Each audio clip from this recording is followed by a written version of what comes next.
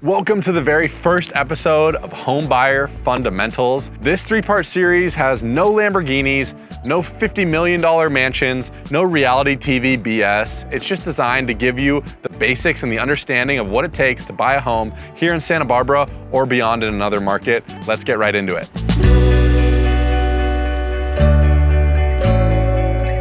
For episode 1, I want to talk about the buyer consultation and why it's so important to have a sit down in person or on Zoom meeting with your realtor before you start to go look at homes.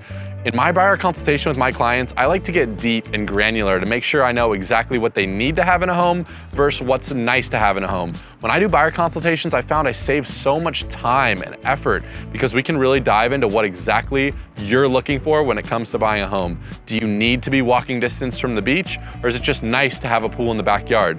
I also like to answer all the individual questions that I get from first-time home buyers or people that haven't bought a home before in Santa Barbara, because sometimes people want to know how much money do they need for a down payment. Sometimes they want to know how long is our escrow process. Everybody has their own set of unique questions and hesitations and worries. So before I ever show my clients property, I want to make sure we sit down, have a face-to-face, get on the same page, make sure we're also a good fit to work together. Whoever you end up hiring as a realtor, and it's an important hire as it's one of the most expensive purchases you're ever going to make sure you sit down and get face-to-face and really be on the same page before the process starts to move forward. So when it comes to the buyer consultation, you obviously have to choose who is going to be your realtor of choice.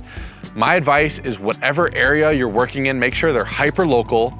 Take a look at their Zillow and their Google, make sure they have a track record of homes sold in the neighborhoods that you like, and make sure that they're either part of a team or part of a well-known brokerage that has a good reputation in that area. There was a recent study where only 11% of consumers trusted realtors, and that's because out there's a lot of realtors that do it part-time, that aren't experts in the area. You don't want to be messing around when it comes to an expensive purchase like a home. Do your research before you do the sit-down buyer consultation with the realtor you decide to hire. And some people want to interview a couple different agents, and that's totally fine as well. In episode 2, we're going to cover the pre-approval process and the actual search itself. So let's jump in.